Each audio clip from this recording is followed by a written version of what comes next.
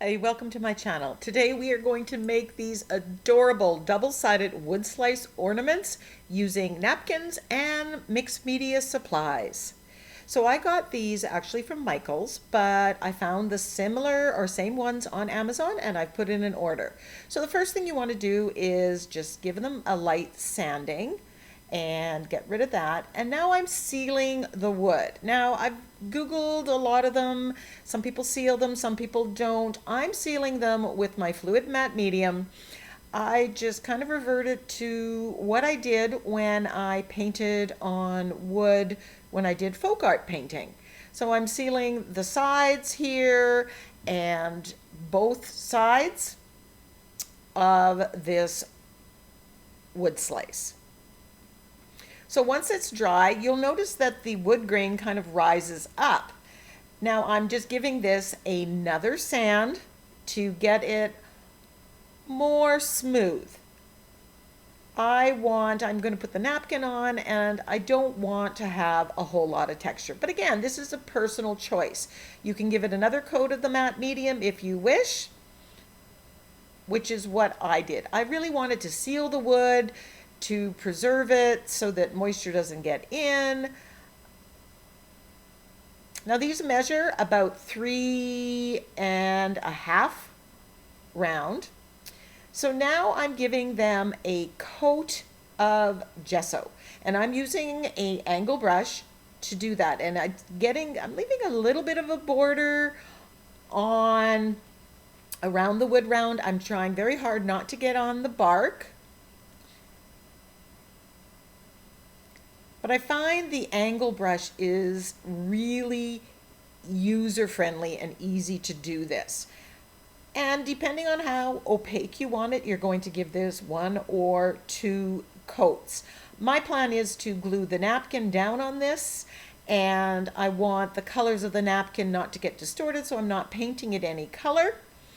You could tint this with ivory or unbleached titanium to better match the backgrounds of your napkin.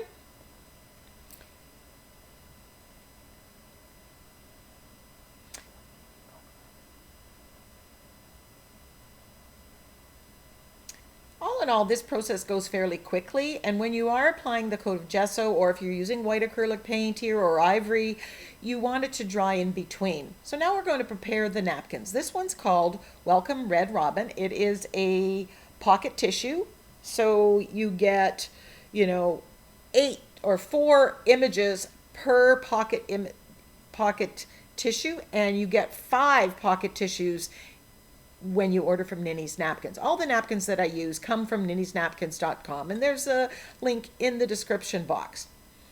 So since the rounds are all somewhat a different size, you do want to take the time to make sure that your napkin fits appropriately into the round that you're going to put it in. So once I've rough estimated that, I'm just going to use my liner brush and water cut the napkin.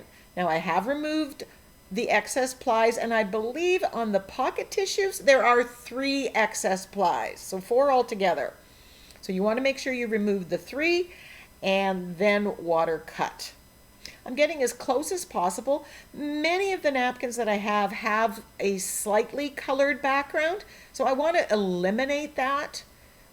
I do show how I cover that up later on because you can only get so close, but I like water cutting as opposed to cutting with scissors. It gives that deckled edge and it more easily blends in with the background. Then I'm just going to glue it down with the fluid matte medium, a coat underneath and a coat on top.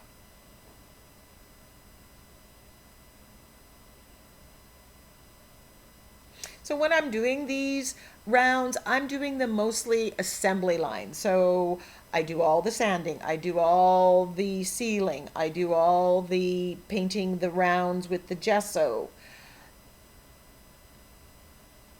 Now you want to check to make sure here that it is adhered right to the end. So fold up the edges and make sure you put some more matte medium in there to glue it down. This napkin comes from another pocket tissue called Snowman Family. A lot of those pocket tissue ones are the perfect size for these. This napkin is a regular size, 6.5 one. It's called Dog's Celebration, and look how adorable these dogs are. So I've got several friends that are, dog lovers, so this will be an ornament that they would get. This napkin is known for Christmas. And again, I've taken off the excess plies, watercut the image, and then gluing it down with fluid matte medium. Making sure that it is completely adhered right to the edge. This napkin is called Les Rizelt Burchill. Don't know what that says, but I think it's Dutch. And I cut out 2 of the images. Again, this was a pocket tissue, although there is a regular size one. Here I'm just checking to make sure they're done. Once that's dry, I'm going to use my sanding block, and that's just going to cut off the napkin. You can use an emery board here. This is just what I have, so this is what I'm using.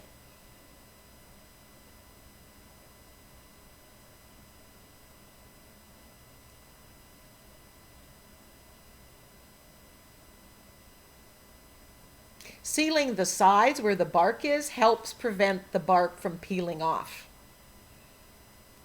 So there are the images that I have. So now we want to work on blending the napkin with the round. And I'm taking a small brush with gesso. You see the snowman had blue behind.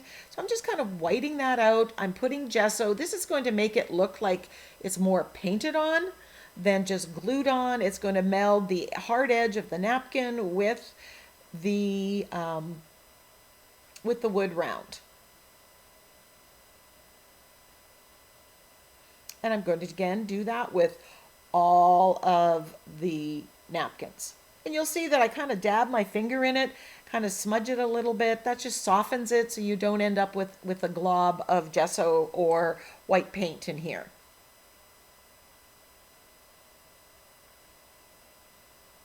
As I finish these, I do show alternative ways of doing them. So it's worthwhile seeing what I have done because you'll pick what you like best.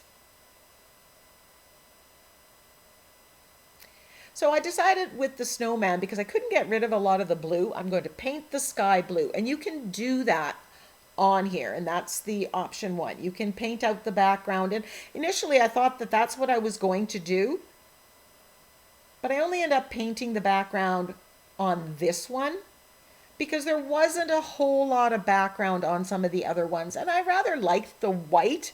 For me, that looked a little bit more rustic, a little bit more organic, if that's the word. And for my tree, I want ivory and the red and the typical Christmas colors because that's how my decor works. So now I'm adding some of the paint. I'm over painting on top of the napkin. Now, because we glued it onto the white background and the napkin colors are beautiful and they turn out quite vibrant, you can skip the overpainting. Here I'm overpainting with acrylic paint and gesso. It brightens it up, makes it look a little bit more painterly, makes it look a little less like you've just glued down a napkin. But if I was doing this for a craft fair, and depending on the price point, you want to be aware of how much time you put into it. But this is definitely an option.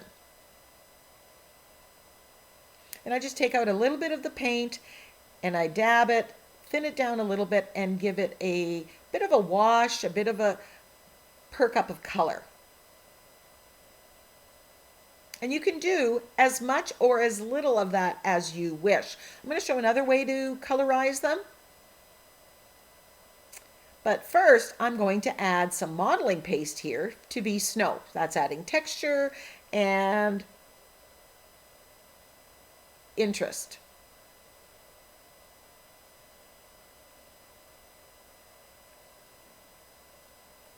And I thought it fit with the snowman, so depending. And then I'm splattering it with white. When you splatter, it kind of hides some of the blemishes, puts your eye farther. So with the other ones, what I use to perk up the colors, I just use my Inktense blocks, and I just activate them with water and just match the color and paint over this. This is a little bit more forgiving. It's faster, and the Inktense blocks are permanent when they're dry. So when I varnish this, which is one of the steps at the end, I don't want this to reactivate. I don't want to have any watercolor or charcoal or Stabilo All pencil that I'm going to have end up smudging. I love this Red Robin napkin. This one would make a perfect coaster as well. So I'm just matching it to my swatched out colors that you see on the side, and then just giving it a wash of color to perk up the colors.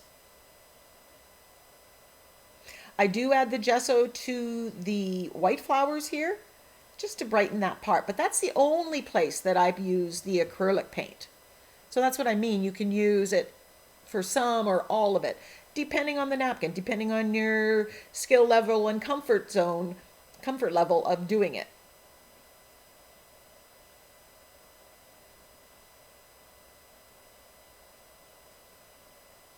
And then I'm coming in with my angle brush and I'm doing a little bit of shading.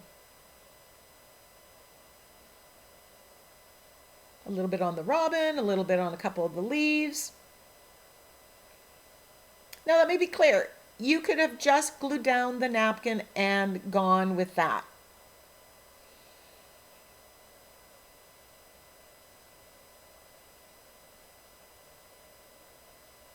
But I find that the shading and the extra color does add to it, so that's why I'm doing it. And then I'm shading with the burnt umber around the edge. A little bit around the robin.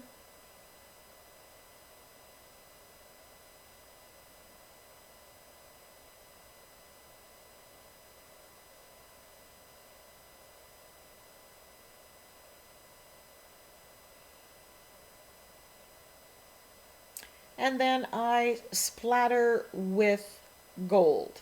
Now, if I was doing this not on a video, I would have all of them there and splatter them all together instead of doing it separately.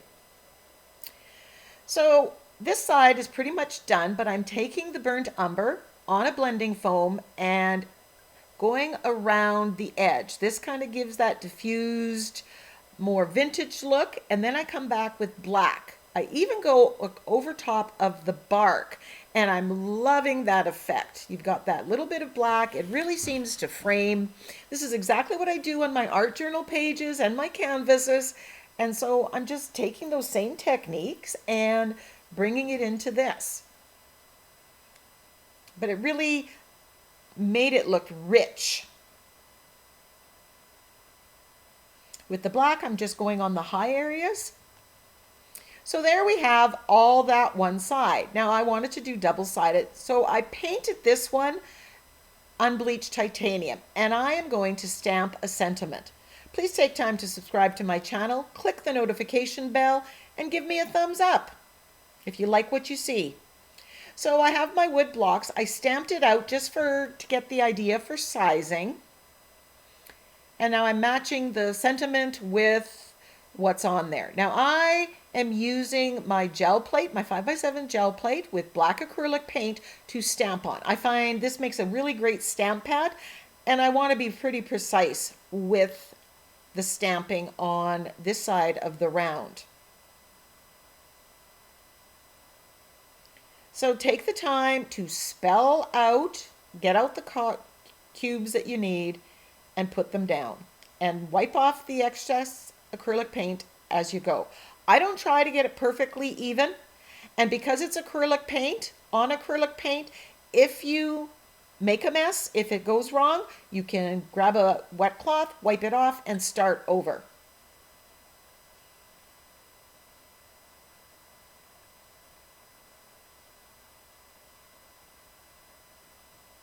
making sure it fits, making sure that the hole is at the top.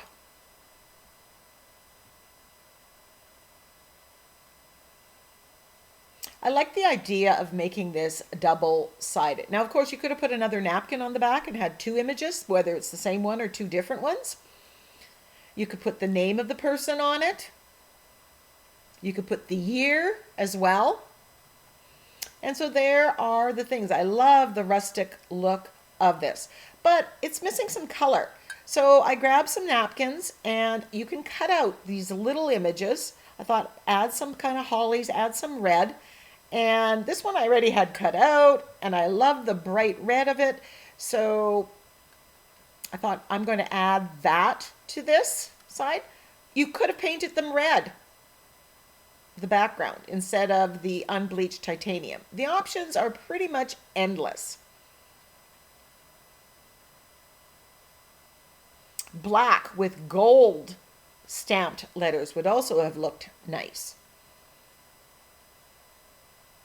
You can see why I ended up ordering more of these rounds off of Amazon. These, like I said, they measure 3 and about 3.5 by 3.5. And they are a bit thicker. They're not a 1/4 inch, they're bigger than that. So you'll see the two sizes. I went with the thicker size, and this seems to be a good one. I thought here you could also just, if you wanted to just do one size, you could put a magnet on the other side, and this could be a beautiful fridge magnet. Here I'm just gluing down this napkin. Now, of course, I could have stenciled on a holly. If I have a stencil like that, I could have painted one freehand.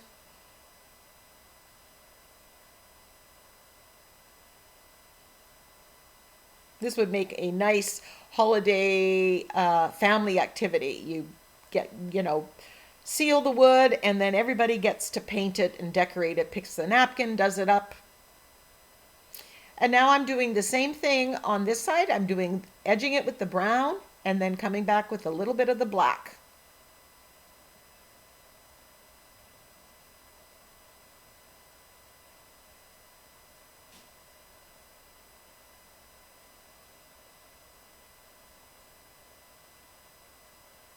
I really, really love the sentiment side of this.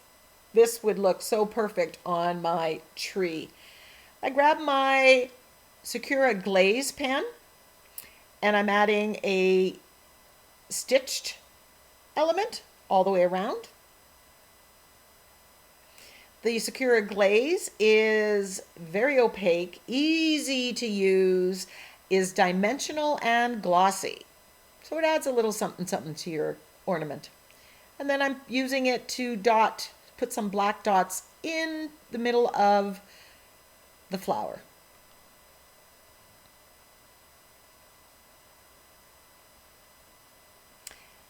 And here I'm going to line all of them up, and I'm going to splatter with gold, because it's me and I need some shimmer and glimmer and glitz. I am going to give this a coat of polyacrylic varnish. I use the satin, and I'm putting it on both sides and on the bark. This will seal everything and keep it all nice. These could be hung on a tree or attached to a garland.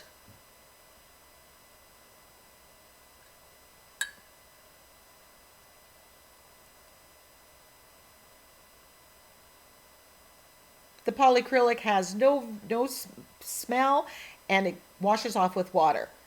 Then I'm just going to put some jute, but you could put ribbon if you want. I like the rustic feel of the jute. I would have the holes were drilled, but I would just have taken the time to make sure that it was perfectly smooth to make this a little bit easier.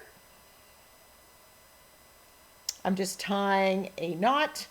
And then once I have the knot, I'm taking a little bit of the varnish and dabbing it on the knot so that it doesn't give out. Then you can hang it, you know, either on the branch with the jute or add a hanger.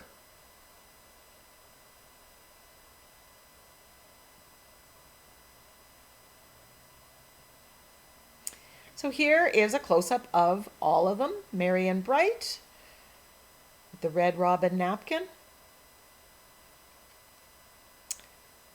I believe this was the Dutch one, these adorable bunnies. Comfort and Joy. Known for the holidays. Believe in Magic. Love how this all came together. Dog Celebration, Peace and Love. Snowman Family, Let It Snow. Thank you so much for joining me. Give me a thumbs up, share the video. Until next time, go get creative.